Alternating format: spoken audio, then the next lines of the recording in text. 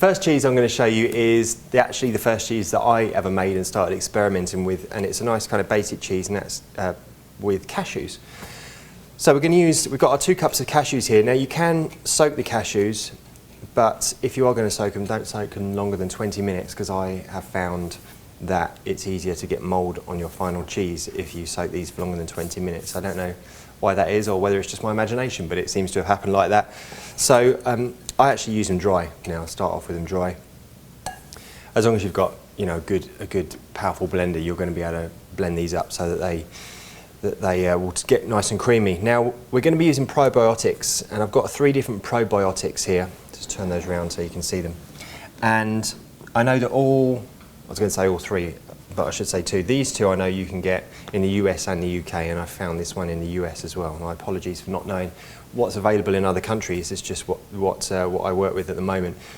But what you're looking for is a probiotic, which means it's a kind of a catch-all term for, you know, those internal bacteria.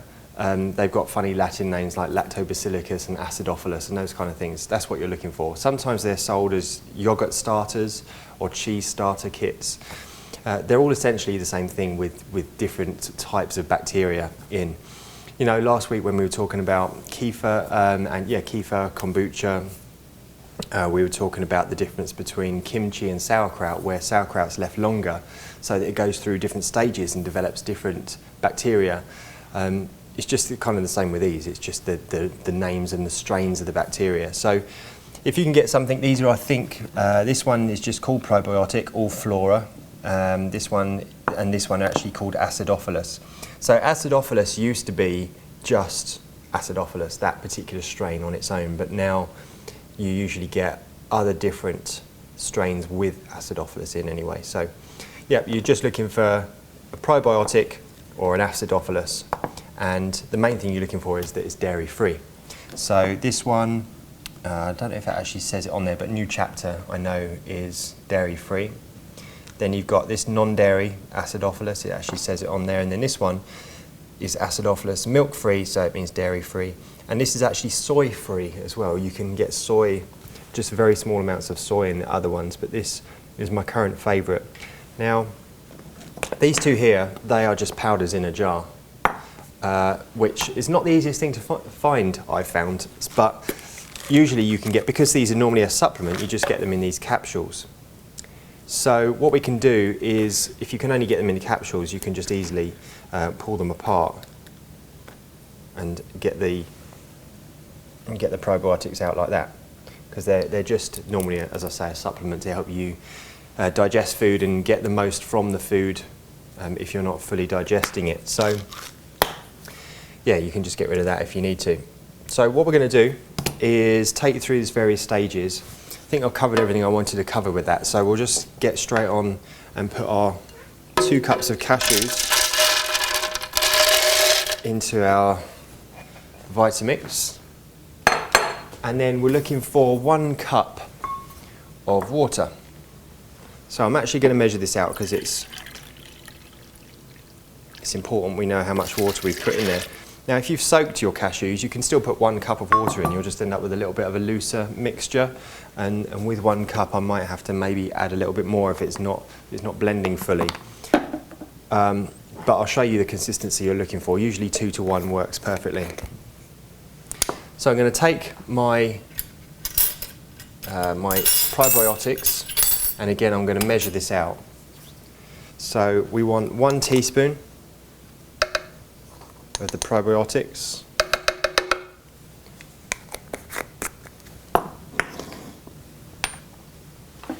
And we'll just blend those all up together, and we'll get them nice and smooth.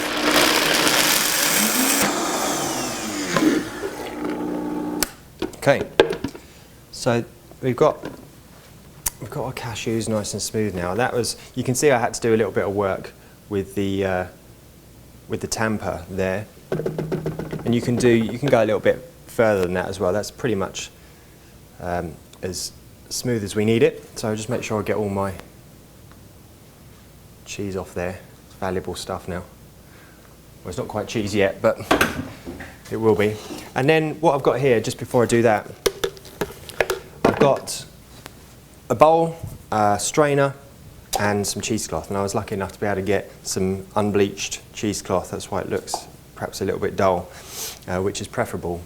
And then when you get cheesecloth, it's usually folded up, so you have to unfold it completely and then refold it in the way I'm just about to show you. So if you unfold it so it's one sheet thick, like that, and then maybe lay it down on your board.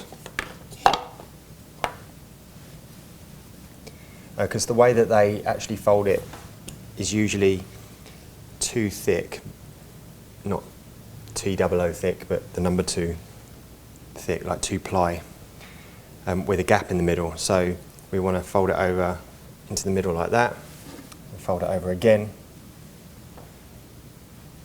So you get 3-ply with no gap in the middle. Into the strainer, push that down, just prop that up on there for a second. Where did I put my cheese? There we go. And now with this cashew cheese, you generally don't get too much of the whey coming out the bottom like you perhaps do with the macadamia cheese that we're going to do next. When you do this with the macadamia cheese, you usually get a little bit of whey, a little bit of the water coming out. Because the macadamias are more fibrous, they allow that water through. But it's kind of like, you know, when you're making nut milk, if you make macadamia milk or even almond milk, you get more of the fibre. But if you're making cashew milk, you go to strain it and there's nothing to strain. It just all comes through because that's what makes cashews so smooth and creamy that it just blends the whole thing.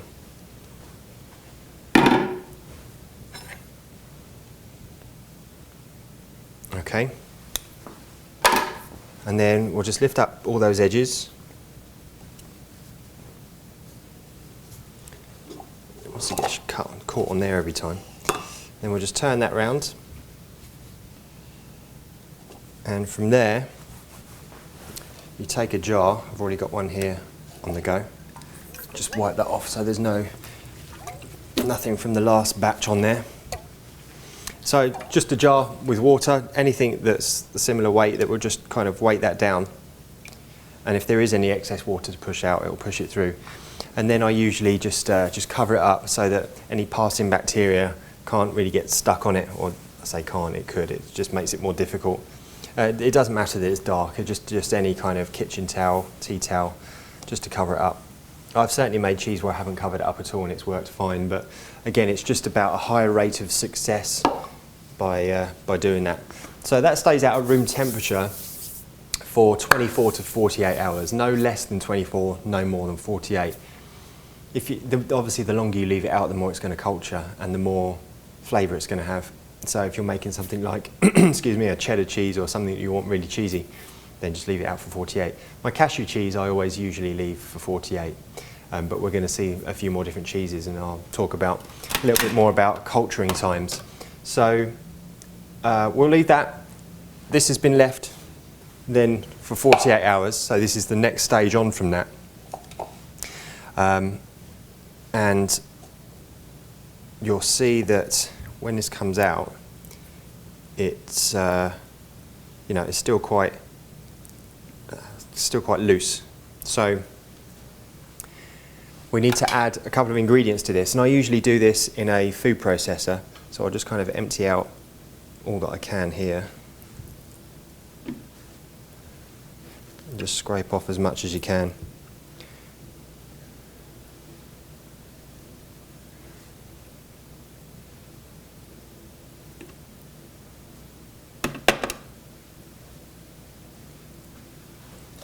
Okay, and put that to one side. Now to that, we're going to add some salt, obviously for flavour. And I like to also add for flavour a little bit of nutritional yeast. So take my nutritional yeast.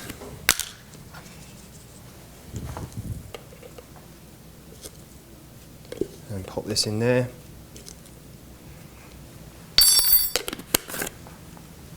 And then a bit of salt. And this is the nutritional yeast, if you're getting that in flakes, you know, it's a real help to do this in a food processor, because the food processor will break down those flakes. Whereas if you were trying to stir it in by hand, it wouldn't break it down as much. This gets things nice and creamy again. Okay, so then we'll just scrape down the sides here.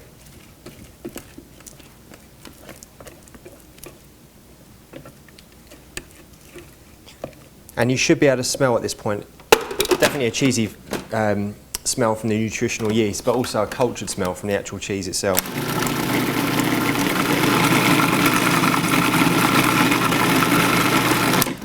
Okay. So, then we need to get some baking parchment.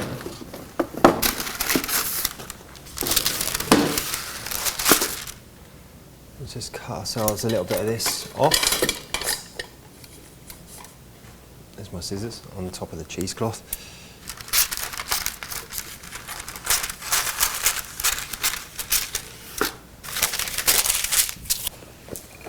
It's quite nice to do this in a bowl, so you can put a lid on and then put it in the refrigerator, and you know it won't get anything put on top of it.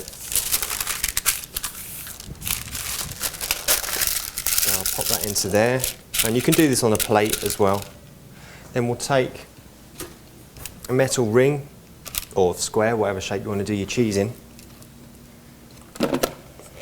And now with this one, I'll take that out because I can easily fish that out.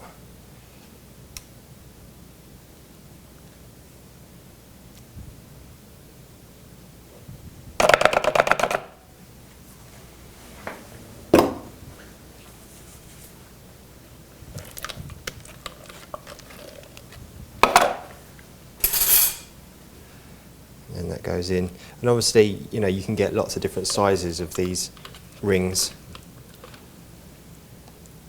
so you might end up doing two different rings.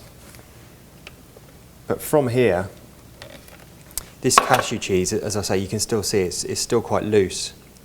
So with the macadamia cheese, when you get to this point, you'll be able to take the ring straight off.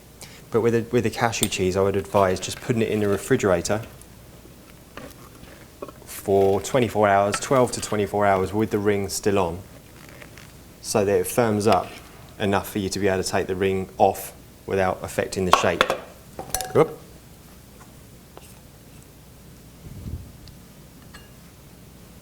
Cheese everywhere. Okay, so I'm going to use my spoon, just get in there. Get this cheese off the side and make that reasonably even around the top, and you'll get a chance to kind of even it up when you take the ring off. Okay, so that goes in the refrigerator 12 to 24 hours. You can just do it overnight if you wanted to, and then that ring would come off, and then you'd be left with a nice piece of cheese, and then you can put it back in the refrigerator to firm up. Now I found that with cashew cheese, after about a week, that will firm up really nicely, and it will keep going, it will keep going.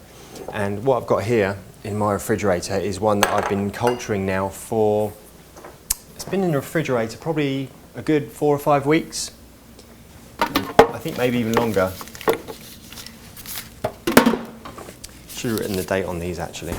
But what you'll find is sometimes if you leave the cheese, where was it? If you take the ring off that and then just put a lid on the whole thing, and if you leave the cheese like that, sometimes you'll get mold. You shouldn't get mold because the presence of the good bacteria should fend off the bad bacteria. But if you do get mold in traditional cheese making, they say as long as you cut in 1/4 of an inch into the cheese where the mold is and all around it, then you've removed all those spores. And I've definitely found whenever I've done that, I've never had any kind of regrowth. But what I've also started doing recently, and this is not essential, but I was able to get this cheese paper.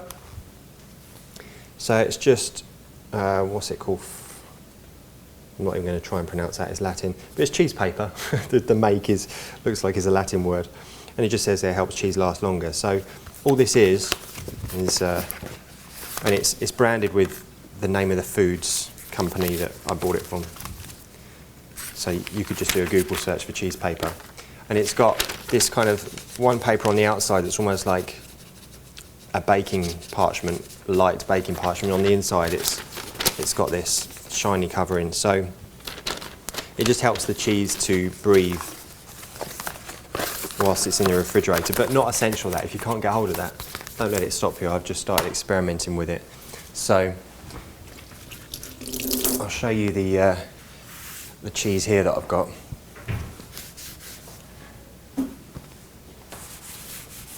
So this is a cashew cheese, and then you can. What's funny about this is you've got the cheese and the date purchased, and then you've got these farm animals. You can tick which one it comes from, and then the last box it says raw. But there's no picture for nut cheese, unfortunately. So we just undo this.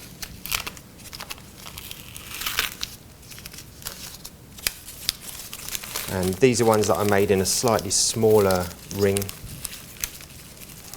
But I'm thinking also this paper, I haven't experimented with it enough, but I'm thinking this paper is going to stop mould growing on there. It's really going to protect it. And then you get this really nice cheese that actually slices like cheese should. It's a little bit tricky to get under that with the paper there. There you go. And obviously you can serve that with crackers. Let's have a look at this other one. I think this was one that I had a little bit of mixture left, so I made a smaller one. Yeah. See, nice and clean, no bacteria. Oh, there you go. That cuts even better. Get that little cheese wedge there, look. Okay, so that's your basic nut cheese. Let's move on to basic macadamia cheese.